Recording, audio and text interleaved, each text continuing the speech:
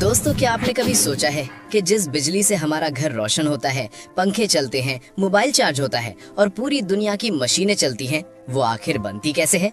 हम हर दिन switch on करते हैं और तुरंत लाइट जल जाती है, लेकिन इसके पीछे जो पूरी कहानी है वो बेहद दिलचस्प और थोड़ी जटिल भी है।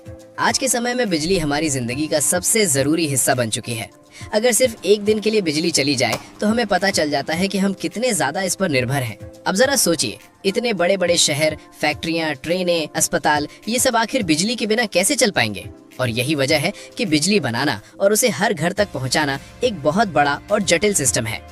तो आखिर बिजली बनती कैसे है? क्या ये कहीं स्टोर रहती है या तुरंत बनती है? और हमारे घर तक पहुंचते पहुंचते इसमें इतना लंबा सफर कैसे तय होता है? आज की इस वीडियो में हम आपको शुरू से लेकर अंत तक बिजली बनने की पूरी असली प्रक्रिया आसान भाषा में समझाने वाले हैं, ताकि अगली बार जब आप स्विच ऑन करें तो आपको पता हो कि इसके पीछे कितना बड़ा सिस्टम काम कर रहा है। लेकिन उससे पहले एक छोटी सी बात। दोस्तों, ऐसी जानकारी भरी वीडियो बनाने में काफी रिसर्च और मेहनत लगती है, इसलिए वीडियो को अंत तक जरूर देखें ताकि आपको पूरी जानकारी मिल सके। अब आगे बढ़ते हैं। दोस्तों, बिजली बनने की पूरी प्रक्रिया को आसान बनाने के लिए हमने इसे 3 हिस्सों में बांटा है। पहला, बिजली कैसे पैदा की जाती है।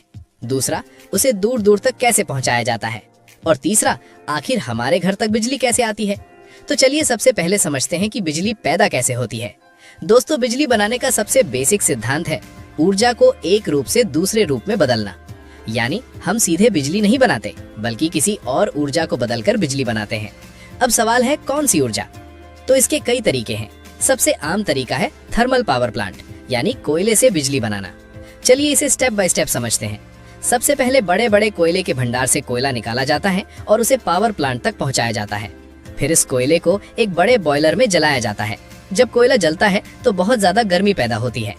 इस गर्मी से बॉयलर में भरे पानी को उबाला जाता है और वो भाप यानी स्टीम में बदल जाता है।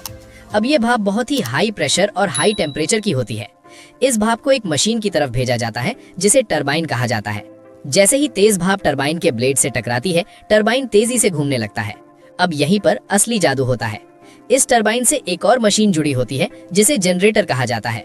जब टरबाइन घूमता है तो जनरेटर भी घूमता है और जनरेटर के अंदर मौजूद मैग्नेट और कॉइल की मदद से बिजली पैदा होती है। लेकिन यहाँ पर एक बहुत दिलचस्प चीज होती है जिसे समझना थोड़ा मजेदार है। सोचिए, एक बहुत बड़ा मैग्नेट बहुत तेज गति से घूम रहा है और उसके आसपास तांबे की कुंडलियां यानी कॉइल लगी हुई हैं।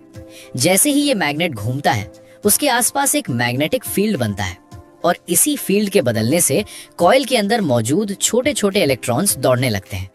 यानी वहां अचानक एक हलचल शुरू हो जाती है और यही हलचल असल में बिजली बन जाती है। यानी बिजली कोई जादू नहीं है, बल्कि ये इलेक्ट्रॉन्स की तेज दौड़ है जिसे हम इस्तेमाल करते हैं। इसे ही कहा जाता है इलेक्ट्रोमैग्नेटिक इंडक्शन। यानी जब मैग्नेट और तार यानी कॉइल के बीच गति होती है तो बिजली उत्पन्न होती है। तो सरल भाषा में समझें तो कोयले की गर्मी, भाप, टरबाइन, जनरेटर और आखिर में बिजली। लेकिन कहानी यहीं खत्म नहीं होती। अब सवाल है, क्या सिर्फ कोयले से ही बिजली बनती है? तो जवाब है नहीं। बिजली बनाने के कई और तरीके भी हैं, जैसे हाइड्रो पावर यानी पानी से बिजली। इसमें बड़े बड़े डैम बनाए जाते हैं। ऊपर से गिरता हुआ पानी बहुत तेज गति से टरबाइन को घुमाता है और वही टरबाइन जनरेटर को घुमाकर बिजली बनाता है। यानी यहाँ भाप की जगह पानी सीधे टरबाइन को घुमाता है। लेकिन यहाँ पर एक दिलचस्प बात और भी है। अगर डैम में पानी कम हो जाए तो बिजली बनना भी कम हो जाता है। यानी हाइड्रो पावर पूरी तरह पानी पर निर्भर करती है। इसीलिए आपने देखा होगा कि गर्मियों में जब पानी का स्तर कम हो जाता है तो कई जगहों पर बिजली की कमी भी महसूस होती है। और यही कारण है कि बारिश का सीधा असर बिजली उत्पादन पर भी पड़ता है। इसके अलावा आता है विंड एनर्जी यानी हवा से बिजली। आपने बड़े बड़े पंखे जैसे विंड टरबाइन देखे होंगे। जब हवा चलती है तो ये टरबाइन घूमते हैं और जनरेटर बिजली पैदा करता है। इसी तरह सोलर एनर्जी भी है। इसमें सूरज की रोशनी को सीधे बिजली में बदला जाता है। इसके लिए सोलर पैनल का इस्तेमाल होता है। सोलर पैनल में लगे सेल्स सूरज की रोशनी को इलेक्ट्रिसिटी में बदल देते हैं। ये तरीका बाकी तरीकों से अलग है क्योंकि इसमें टरबाइन की जरूरत नहीं पड़ती।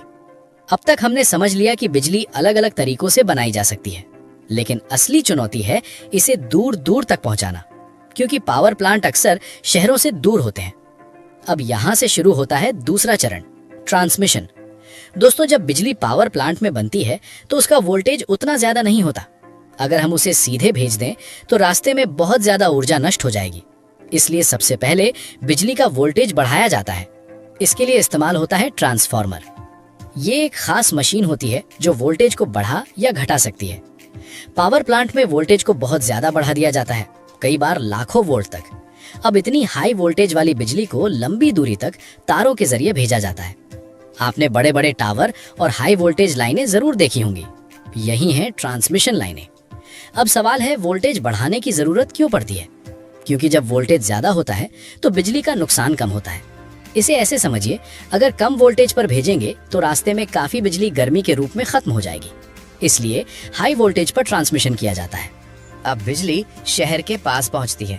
यहाँ फिर से ट्रांसफार्मर का इस्तेमाल होता है। इस बार वोल्टेज को कम किया जाता है, क्योंकि इतनी हाई वोल्टेज बिजली सीधे घर में नहीं लाई जा सकती। अब शुरू होता है तीसरा चरण, डिस्ट्रीब्यूशन यानी वितरण। शहरों और गांवों में छोटे छोटे ट्रांसफार्मर लगाए जाते हैं।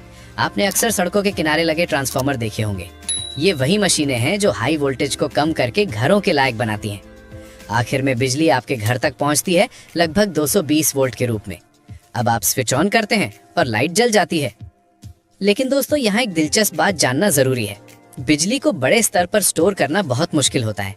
यानी जो बिजली आप अभी इस्तेमाल कर रहे हैं वो उसी समय बन भी रही होती है। पावर प्लांट लगातार डिमांड के हिसाब से बिजली बनाते रहते हैं। अगर अचानक डिमांड बढ़ जाए तो पावर प्लांट को तुरंत ज्यादा बिजली बनानी पड़ती है, और अगर डिमांड कम हो जाए तो उत्पादन भी कम करना पड़ता है। इसीलिए बिजली का पूरा सिस्टम बहुत ही संतुलन के साथ चलाया जाता है। अब एक और जरूरी सवाल, अगर बिजली इतनी जरूरी है तो फिर कभी कभी पावर कट क्यों होता है? इसके पीछे कई कारण हो सकते हैं, जैसे ज्यादा डिमांड, खराब मौसम, तकनीकी खराबी या लाइन में फॉल्ट। कभी कभी सिस्टम को बचाने के लिए भी बिजली काटनी पड़ती है ताकि पूरा ग्रिड फेल न हो जाए। अब बात करते हैं एक और महत्वपूर्ण चीज की। दोस्तों, कोयले से बिजली बनाना सस्ता जरूर है, लेकिन इससे प्रदूषण भी होता है। इसीलिए आज पूरी दुनिया धीरे धीरे ग्रीन एनर्जी की तरफ बढ़ रही है, जैसे सोलर, विंड और हाइड्रो पावर। ये न सिर्फ पर्यावरण के लिए बेहतर है, बल्कि भविष्य के लिए भी जरूरी है। भारत में भी तेजी से सोलर पावर प्लांट लगाए जा रहे हैं। कई गांवों में अब सोलर पैनल से ही बिजली मिल रही है। अगर पूरी प्रक्रिया को एक बार संक्षेप में समझें तो सबसे पहले किसी स्रोत से ऊर्जा ली जाती है, जैसे कोयला, पानी, हवा या सूरज। फिर उस ऊर्जा से टरबाइन घुमाया जाता है या सीधे बिजली बनाई जाती है। टरबाइन जनरेटर को घुमाता है और बिजली पैदा होती है। फिर ट्रांसफार्मर की मदद से वोल्टेज बढ़ाकर लंबी दूरी तक भेजा जाता है। शहरों के पास फिर वोल्टेज कम किया जाता है और आखिर में बिजली आपके घर तक पहुंचती है। लेकिन दोस्तों, इस पूरी कहानी में एक बहुत महत्वपूर्ण बात छिपी हुई है। बिजली खुद में कोई स्रोत नहीं है, ये सिर्फ एक माध्यम है जो अलग अलग ऊर्जा को उपयोगी बनाता है। और अगर हम ऊर्जा के स्रोत खत्म कर देंगे तो बिजली बनाना भी मुश्किल हो जाएगा। इसीलिए आज हमें ऊर्जा का सही इस्तेमाल करना बहुत जरूरी है। अनावश्यक लाइट और उपकरण बंद करना, ऊर्जा बचाना, ये छोटी छोटी बातें भविष्य में बहुत बड़ा फर्क ला सकती हैं। तो दोस्तों, अब जब भी आप अपने घर में स्विच ऑन करें तो एक बार जरूर सोचिएगा कि ये सिर्फ एक बटन नहीं है, बल्कि इसके पीछे एक बहुत बड़ा सिस्टम, हजारों मशीनें और लाखों लोगों की मेहनत जुड़ी हुई है। दोस्तों, यही थी आज की वीडियो जिसमें हमने जाना कि बिजली आखिर बनती कैसे है